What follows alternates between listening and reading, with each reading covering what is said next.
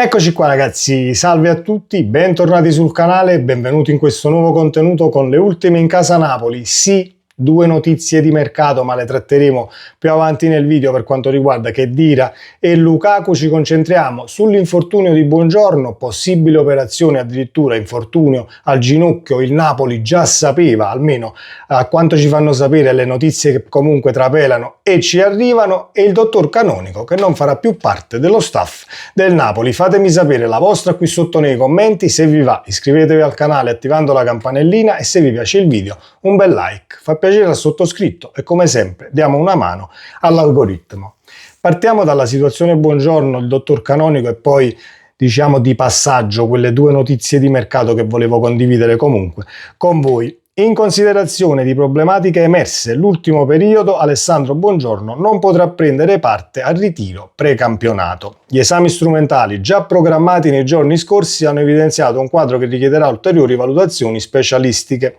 Il difensore azzurro ha svolto indagini diagnostiche già previste che hanno dato la necessità di sottoporsi a un consulto per decidere se intervenire chirurgicamente sul ginocchio destro. Nelle prossime ore il consulto specialistico sarà decisivo per capire se il difensore dovrà sottoporsi ad un'operazione oppure se sarà possibile proseguire con un percorso conservativo. Per Allegri si tratta del primo contrattempo della nuova stagione, eccetera, eccetera. Il Napoli già sapeva e quindi ecco perché il Napoli su Mario Chila vuole solo il Napoli e quant'altro, poi è andato al Milan. Possibile che già si sapeva allora?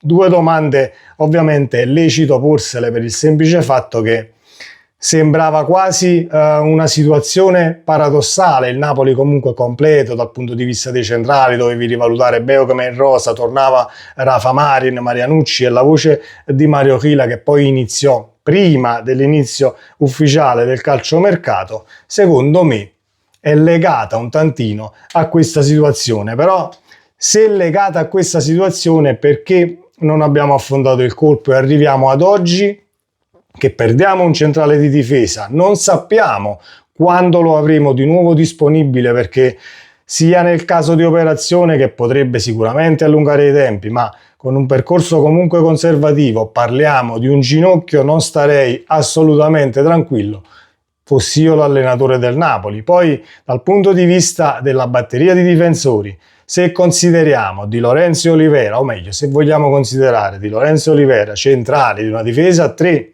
ne avresti comunque 6, Di Lorenzo Beochem, Rachmani, Rafa Marin, Marianucci, Olivera. Difesa a 4, benissimo, Rachmani, Rafa Marin, Marianucci ovviamente con il centrale di sinistra che dovrebbe essere o Beochem o qualcun altro da adattare, comunque perché di piede sinistro hai mandato pure via Juan Jesus, quindi dal punto di vista dei piedi puoi giocare con due destri. Conte ha giocato con 60 sinistri, si può fare, ma porta tranquillità questa situazione? A me non tanto, anche perché arriva la notizia dell'infortunio di Buongiorno con la notizia subito dopo, la notizia del dottor Canonico che non sarà più nello staff del Napoli. Per quanto riguarda la gestione infortuni nel periodo Conte e quant'altro, non dobbiamo star qui però a dire hai visto il Napoli ha mandato via il dottor Canonico, quindi era lui, non era lui. Quando ci sono tantissimi infortuni dal punto di vista numerico non può essere solo il dottore del Napoli, il massaggiatore del Napoli, il preparatore atletico del Napoli, solo l'allenatore del Napoli, ma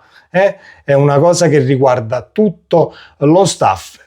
Lavorando forse un tantino meglio riusciamo anche ad abbassare a livello numerico questa situazione infortuni, anche perché se torniamo al periodo sarriano, e non vado tanto indietro perché comunque il Napoli dal punto di vista degli infortuni fino alla svolta Ancelotti comunque era una squadra che si infortunava molto ma molto poco. Se non vado errato, numeri alla mano, nei 3 anni di Sarri il Napoli non arriva nemmeno a una ventina di infortuni, avendo poi disponibili 13-14 calciatori e comunque giocando l'infrasettimanale.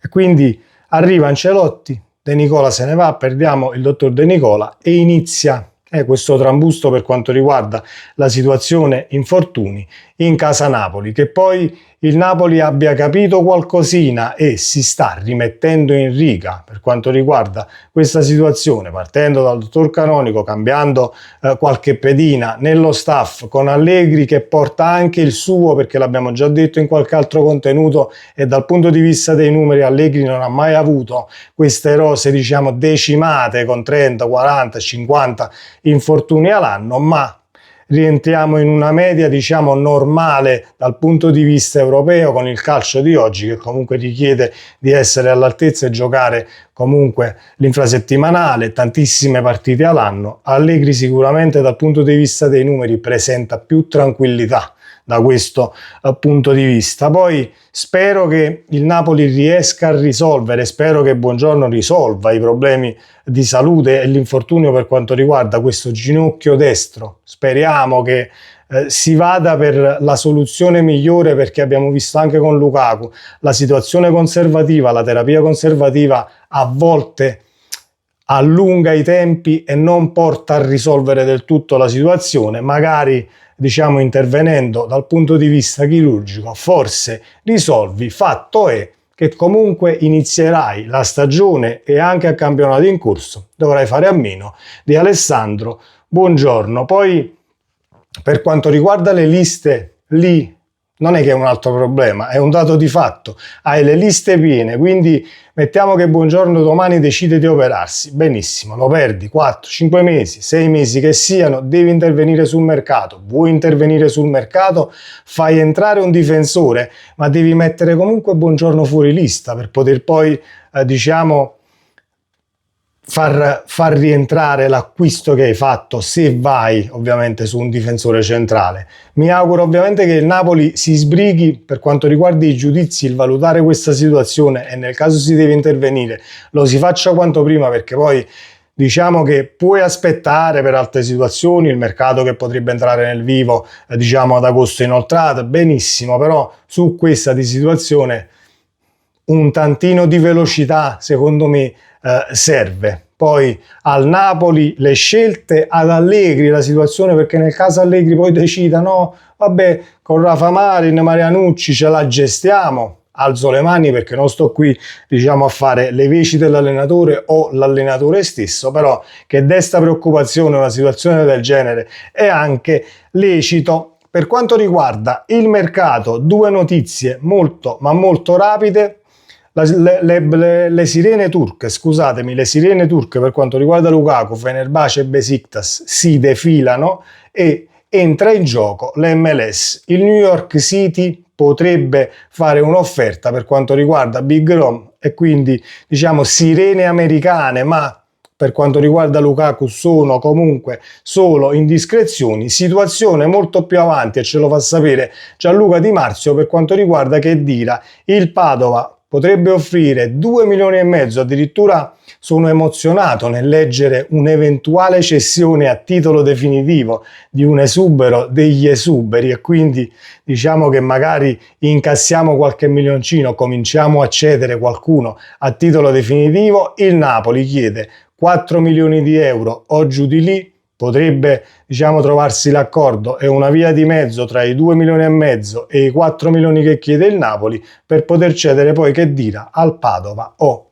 a qualcun altro. Zerbin non è in ritiro e quindi diciamo che quella situazione col Frosinone è molto avanti, si sta solo decidendo diciamo la formula dell'affare. Il Napoli vorrebbe l'obbligo di riscatto, ma ovviamente il Frosinone punta al diritto di riscatto per non diciamo mettersi debiti sulle spalle che poi magari non puoi mantenere, o nel mantenerli vai un attimino sotto con le casse, quindi è solo lì il nodo, ma sarà questo nodo che si ripresenterà ad ogni operazione. Lo abbiamo anche visto con l'operazione Caiusti, il Genoa è interessato, la formula non si trova, il prestito, l'obbligo di riscatto. Ovviamente le società tirano tutte quante acqua al proprio mulino, poi se sanno che tu devi vendere e sono esuberi degli esuberi ci marciano sicuramente, ed è una cosa più che normale che la società che viene ad acquistare comunque si pone in questi termini per quanto riguarda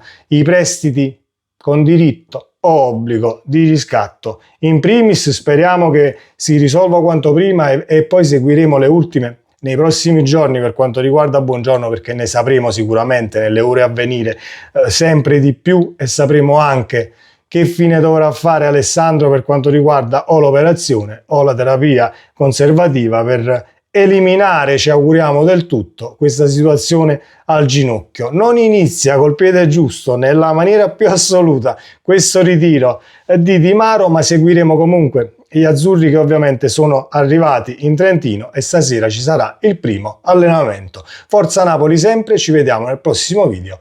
Ciao!